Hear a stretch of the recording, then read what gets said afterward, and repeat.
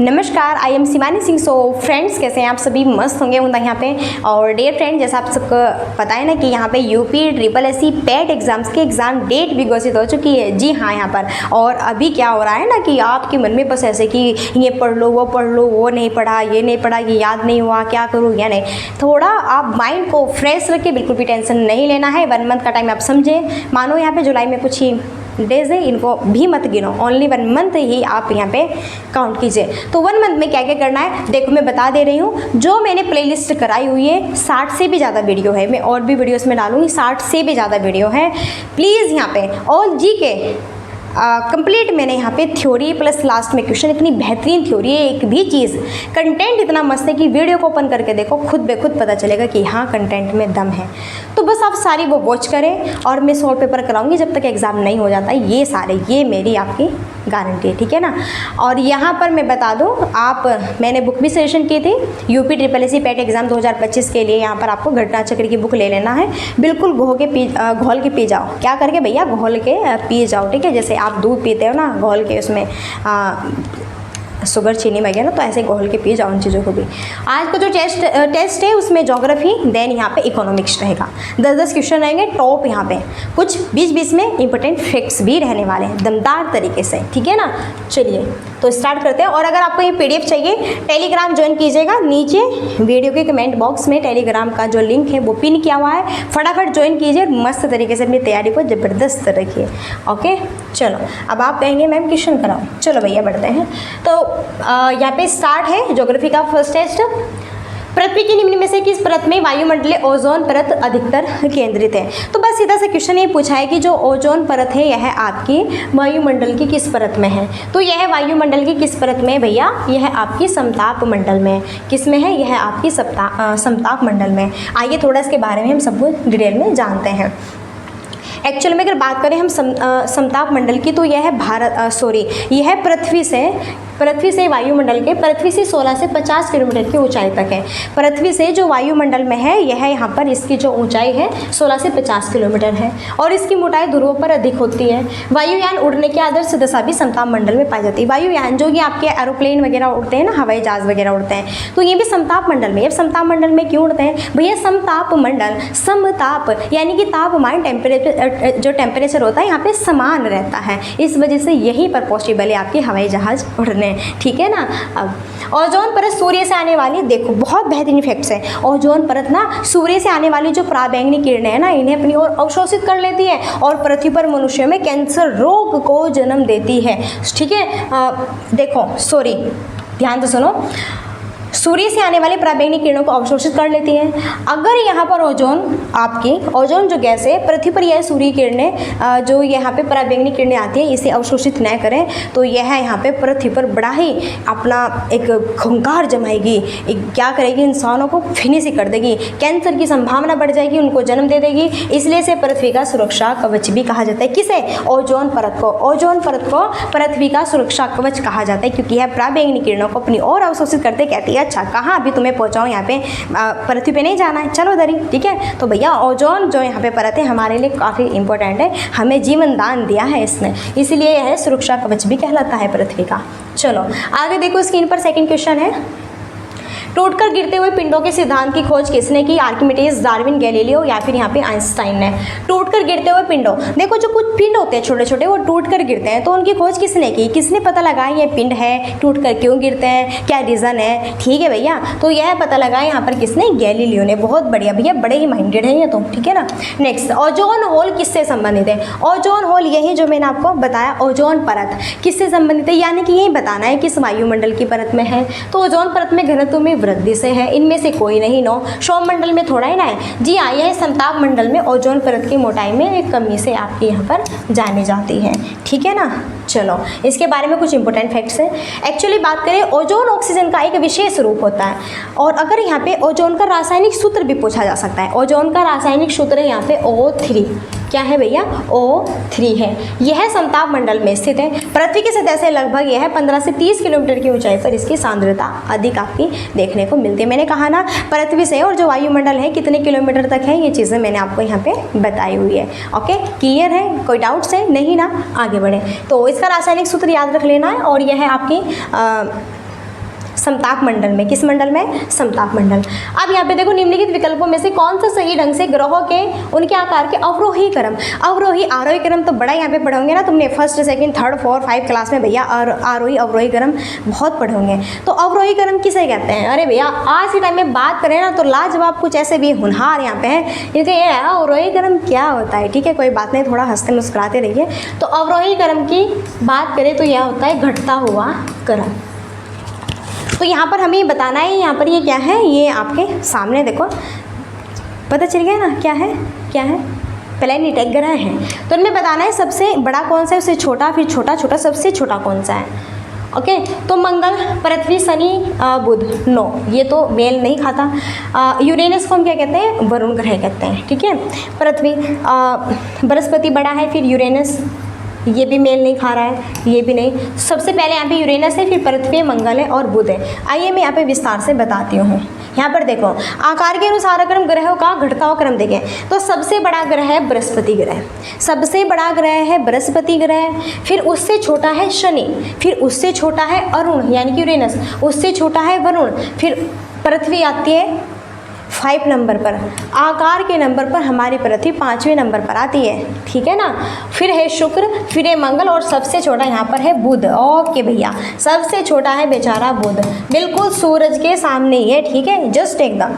और बृहस्पति क्या है? सबसे बड़ा है। यहाँ पर देखो सबसे बड़ा ग्रह है बृहस्पति और सबसे छोटा ग्रह क्या है? बुध है। जी हाँ, यहाँ से भी क्वेश्चन बन सकता है। ऑब्वियसली आगे बढ़े नेक्स्ट है, प्रकाश वर्ष किसके मापन की इकाई है भैया? प्रकाश वर्ष किसके मापन की इकाई है? तो यह एक वर्ष में निर्वात में प्रकाश द्वारा चलाई गई दूरी की जो यहाँ पे चाल है, ये क्या है? प्रकाश वर्ष की यहाँ पे इकाई है। बात करें प्रकाश के द्वारा निर्वात में एक वर्ष में चली गई दूरी एक प्रकाश वर्ष के बराबर होती है, और एक प्रकाश वर्ष बराबर आपका 9.46 मल्टीप्लाई 10 अपॉन यहाँ पे 10 की पावर 15 m, ठीक है, इस तरह होता है। और ये क्वेश्चन यहाँ से बनता है कि एक प्रकाश वर्ष की जो चाल होती है वो आपकी कितनी होती है बताना है। तो ये थोड़ा छोटा सा फॉर्मूला है, याद रट लो, ठीक है, अगर मैथ नहीं आता रट लो। नेक्स्ट 6 क्वेश्चन है, सूर्य के प्रकाश को पृथ्वी तक पहुंचने में कितना समय लगता है? बढ़िया क्वेश्चन है, मस्त एकदम। तो कितना समय लगता है भैया अब यहाँ पे?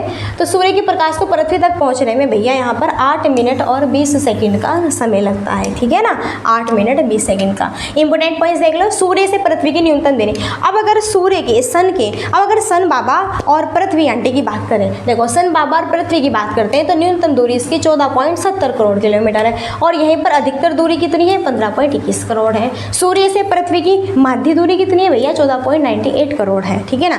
थोड़ा थोड़ा हल्का फुल्का सा देख लेना, कुछ नहीं पता भैया एग्जामिनर का कब जाके यहाँ पे उसका दिमाग घूम जाए और कुछ भी उठा के दे दे, ओके, तो कुछ नहीं पता, इसलिए सारी चीज़ें हमें प्रिपेयर रखनी है। सूर्य का दीप्तमान आमुख जिसे हम देखते हैं क्या कहलाता है? सूर्य का वो भाग जिसे हम देख सकते हैं, बाह्य भाग सूर्य का जिसे हम देख सकते हैं, तो वह यहाँ पे प्रकाश मंडल कहलाता है। क्या कहलाता है? प्रकाश मंडल कहलाता है। यहाँ पे देखो सूर्य का वह भाग जिसे हम देख सकते हैं तो वह आपका प्रकाश मंडल, और सूर्य का बाह्यतम भाग जो केवल सूर्य ग्रहण के समय, और भैया सूर्य का वह भाग जो केवल सिर्फ और सिर्फ सूर्य ग्रहण के समय दिखाई देता है, जब सूर्य ग्रहण होता है, वो आपका कोरोना कहलाता है। अब कहेंगे कोरोना ये तो चीन से आया हुआ है, यहाँ पे क्या है? वायरस है, ठहरो थोड़ा, ठीक है, यह है आपका भैया सूर्य ग्रहण के समय आपको कोरोना दिखाई देता है। मुझे ऐसा लगता है कि सूर्य ग्रहण हुआ होगा चीन में, तभी वहाँ से इन्होंने कोरोना भेजा था इंडिया में, ठीक है, चलो कोई बात नहीं, भेजने दो।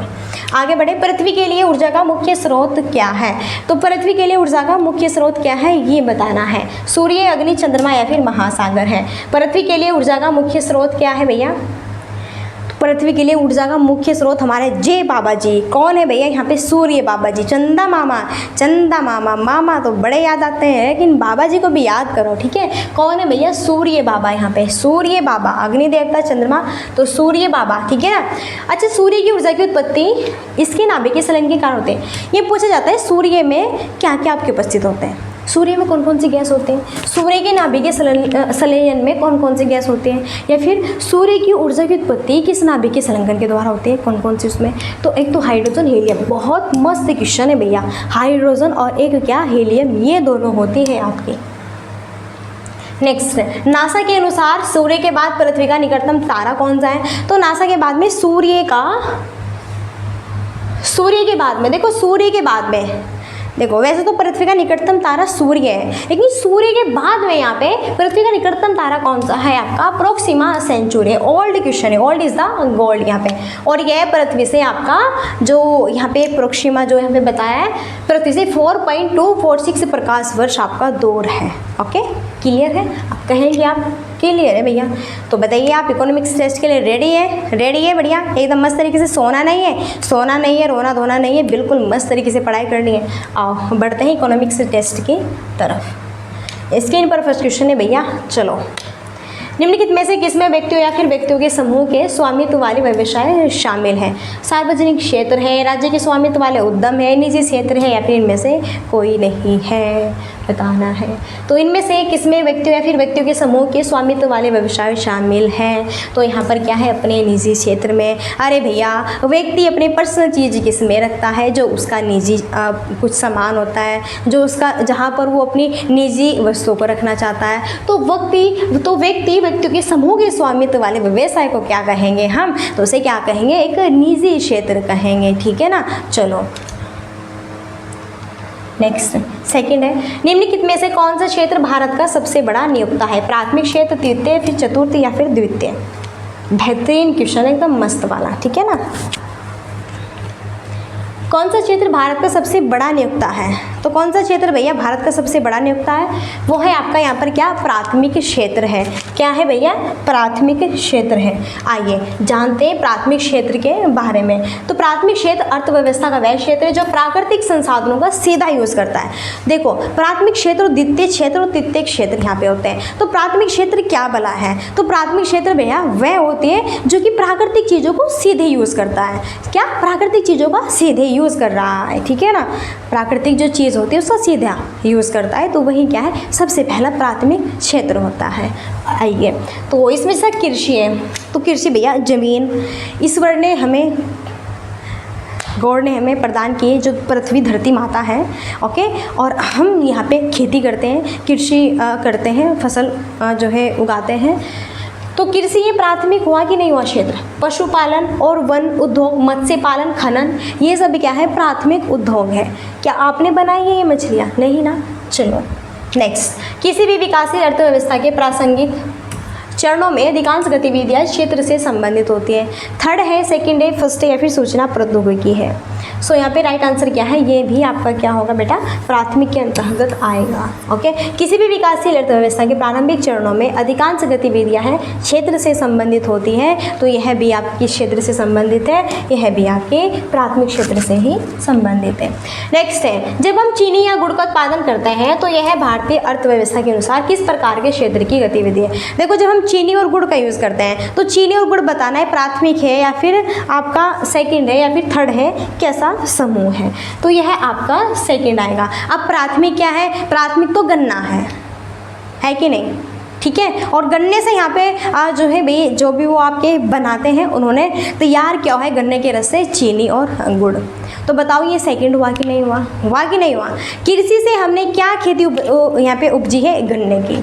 गन्ने से अब हम कच्चा जो माल है वो बनवा रहे हैं, जैसा गुड़ है, चीनी है, ये तो ये सेकंड क्षेत्र में आएगा हमारा। ठीक है, ये प्राकृतिक क्षेत्र नहीं है, सेकंड क्षेत्र में आएगा। और विस्तार से देखते हैं प्राथमिक क्षेत्र और द्वितीय क्षेत्र और तृतीय क्षेत्र के बारे में कुछ चीज़ें। प्राथमिक क्षेत्र में कृषि, खनन, मत्स्य पालन, वानिकी, डेयरी आदि इस क्षेत्र के अंतर्गत आएंगे। और सेकंड के औद्योगिक उत्पादन, सूती कपड़ा, गन्ना उत्पादन आदि गतिविधियाँ क्षेत्र के अंतर्गत आती है। और देखो गन्ना यही तो है, इसमें गन्ने के रस से तो आपकी चीनी और गुड़ बनेगी, तो गन्ना ही होगा ना। जो कृषि है, कृषि में फिर गन्ना हम उपजाएंगे, तो सेकंड हो गया। तृतीय क्षेत्र, इसमें विभिन्न प्रकार के सेवाओं का उत्पादन किया जाता है, यथा बैंकिंग, बीमा, शिक्षा, चिकित्सा, पर्यटन आदि, फिर ये आपकी थर्ड में आएगी।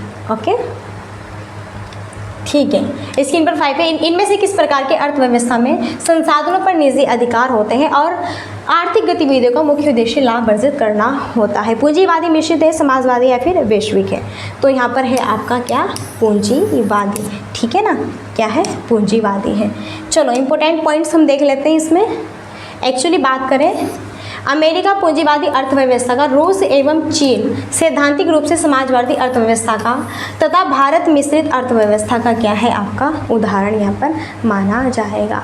तो बात करें अमेरिका पूंजीवादी अर्थव्यवस्था का, देखो अमेरिका अब अगर पूछे भारत में कैसी अर्थव्यवस्था है, तो भारत में भैया आपकी मिश्रित अर्थव्यवस्था। मिश्रित अर्थव्यवस्था यानी कि आपको पता है ना, यहाँ पे भिन्न भिन्न तरह की आप खेती जो है उपजा सकते हो। कैसे कि भैया उसमें करेले हैं, कद्दू है, लौकी है, भिंडी है, आलू है, सलगम है, गोभी है, ठीक है। तो हमारे यहाँ पे क्या है भैया, मिश्रित खेती है, मिश्रित अर्थव्यवस्था है। और अमेरिका में क्या है, पूंजीवादी अर्थव्यवस्था है। और भैया रूस और चीन में सैद्धांतिक और समाजवादी अर्थव्यवस्था है। लेकिन भारत देखो यहाँ पर बताना, नल्ला पाकिस्तान में कौन सी है, ठीक है। अपने भारत में तो भैया मिश्रित अर्थव्यवस्था है। नेक्स्ट, निम्न में से कौन सा भारतीय अर्थव्यवस्था में सबसे ज़्यादा श्रम अवशोषक क्षेत्र है? थर्ड है निजी क्षेत्र है, सार्वजनिक क्षेत्र है, फिर प्राथमिक क्षेत्र यहाँ पर होगा। तो बताना है फटाफट यहाँ पे राइट आंसर। तो देखो निम्न में से कौन सा भारतीय अर्थव्यवस्था में सबसे ज़्यादा श्रम अवशोषक क्षेत्र है? सबसे ज़्यादा यहाँ पे तो प्राथमिक क्षेत्र में, ठीक है। प्राथमिक क्षेत्र में सबसे ज़्यादा आपका क्या है, श्रम अवशोषक क्षेत्र है। नेक्स्ट है ब्रिटिश शासन के आगमन से पहले भारत की स्वतंत्र अर्थव्यवस्था थी। उस समय निम्नलिखित में से कौन सा प्रमुख व्यवसाय नहीं था, ये यहाँ पर बताना है, ठीक है ना। चलो, तो यहाँ पर क्या नहीं था, पर्यटन नहीं था। देखो ब्रिटिश शासन के आगमन से पहले भारत की स्वतंत्र अर्थव्यवस्था थी। उस समय निम्नलिखित में से कौन सा प्रमुख व्यवसाय नहीं था, हाँ पर्यटन नहीं था। चलो एक्चुअली बात करें, प्राचीन भारत में अधिकतर जनसंख्या गांव में निवास करती थी और उस समय यहाँ पे उनका जो रहन सहन देन जो उनका व्यवसाय होता था ना, वो कृषि पर ही डिपेंड करता था। और आपको वैसे ही पता है आज के टाइम में भी अगर अभी भी देखें थोड़ी टेक्निकल चीज़ें हैं लेकिन फिर भी ज़्यादातर यहाँ पे क्या है, क्योंकि भैया भारत क्या है, गाँव का देश है और यहाँ पर सबसे ज़्यादा जो डिपेंड है वो आपकी कृषि पर ही डिपेंड है। सबसे ज़्यादा आबादी का जो मुख्य व्यवसाय है ना यहाँ पर, वो कृषि का ही है। अगर कुछ चीज़ होगी नहीं होगी भैया, कुछ होगा या नहीं होगा, तो किसी के यहाँ पे जो है श्रमिक बन जाओ, खेती बाड़ी में कार्य कर लो और क्या, खाने के लिए तो हो ही जाएगा। तो यही चीज़ें। आवश्यकता विहीनता सिद्धांत के प्रतिपादक कौन से अर्थशास्त्री हैं, यहाँ पर ये बताना है। चलो, आवश्यकता विहीनता सिद्धांत के प्रतिपादक अर्थशास्त्री हैं कौन है, तो यहाँ पर है प्रोफेसर जेके मेहता है, फिर नीलकंठ है या फिर वी.एन. गाडगिल है, बताना। तो यहाँ पर आपके कौन है, तो यहाँ पर आपके हैं प्रोफेसर जेके मेहता, ठीक है। नेक्स्ट, भारतीय अर्थव्यवस्था का मेरुदंड कौन सा क्षेत्र है? सेवा क्षेत्र, वित्तीय, पर्यटन या फिर कृषि? तो भैया यहाँ पर आपका भारतीय अर्थव्यवस्था का मेरुदंड क्षेत्र, देखो जो मेरुदंड क्षेत्र है वो हमारा कृषि क्षेत्र ही कहलाता है। मैंने भी कहा कि भारत जो है एक गांव का देश है। भारत में जो है कृषि व्यवसाय पर ही सब डिपेंडेंट होते हैं। कृषि ही व्यवसाय सबसे मुख्य व्यवसाय माना जाता है अपने भारत में, ठीक है। भले ही टेक्निकल चीज़ें हो रही है, यूज़ हो रही है, लेकिन फिर भी गाँव में ज़्यादातर सब किस पर डिपेंड है, खेती बाड़ी पर डिपेंडेंट है। हाँ ठीक है, आज के दौर पर हाँ बहुत चेंज है, ओके, और होगा आगे भी। निम्नलिखित में से कौन सा रोजगार प्राथमिक क्षेत्र से जुड़ा हुआ नहीं है? कौन सा रोजगार प्राथमिक क्षेत्र से जुड़ा हुआ नहीं है, ये बताना है। टोकरी बुनने वाला, माली, कुम्हार या फिर पुजारी, इनमें से कौन सा रोजगार प्राथमिक क्षेत्र से जुड़ा हुआ नहीं है? तो ये है आपका क्या, पुजारी। देखो जो पुजारी है भैया यह प्राथमिक क्षेत्र से जुड़ा हुआ नहीं है। टोकरी बुनने वाला जो होगा टोकरी बना रहा है, अब टोकरी बना रहे तो प्राकृतिक चीज़ों से बनाएगा ना, टोकरी प्राकृतिक चीज़ लकड़ी जो है आपकी उनसे, ठीक है। माली है भैया, माली बागानों की देखभाल कर रहा है, कृषि क्षेत्र आएगा इसमें भी प्राथमिक। कुम्हार है, तो ये पुजारी आपका प्राथमिक क्षेत्र के अंतर्गत नहीं है, ठीक है। चलो, तो ये देख रही है ना सेशन, यहाँ पे अंतर्राष्ट्रीय सीमा रेखा ट्रिक गजब वाली, 1 नैनो सेकंड में फास्ट एकदम फर्स्ट देखते ही तुरंत दिमाग में फील्ड हो जाएगी, तो देखना नहीं भूलें। और लास्ट तो हमारी यही क्वेरी है, like and share and subscribe की। सो सेशन अगर अच्छा लगता है मस्त यहाँ पे ओबियसली आप कर सकते हैं। वैसे यहाँ पे एक और पॉइंट्स बता दूँ कि भैया सिर्फ और सिर्फ यहाँ पे बहुत कम समय है, ओनली 1 मंथ का ही समय है, और इस समय में आपको क्या क्या करना है, अपना ऑल टारगेट पूरा करना है, अचीव करना है, अपने गोल को अचीव करना है हमें, और घबराना नहीं है। बहुत अच्छे से प्यार से हमें सारी चीज़ों को ऐसे यूँ अपनी ओर डिपेंडेंट आकर्षित करनी है, ठीक है। और दिन रात मेहनत करो तो सारी चीज़ें आपको अवश्य मिलेंगी। तो चलिए फ्रेंड्स, अब यहीं पे हम अपनी वाणी को देते हैं विराम और मिलते हैं नेक्स्ट शॉर्ट पेपर के साथ में। तब तक के लिए हमारे साथ में बने रहिएगा। तो नेक्स्ट शो आता है आपका, ओके, और तब तक के लिए so thanks for watching, keep study and bye bye, take care, जय हिंद, जय भारत, नमस्कार।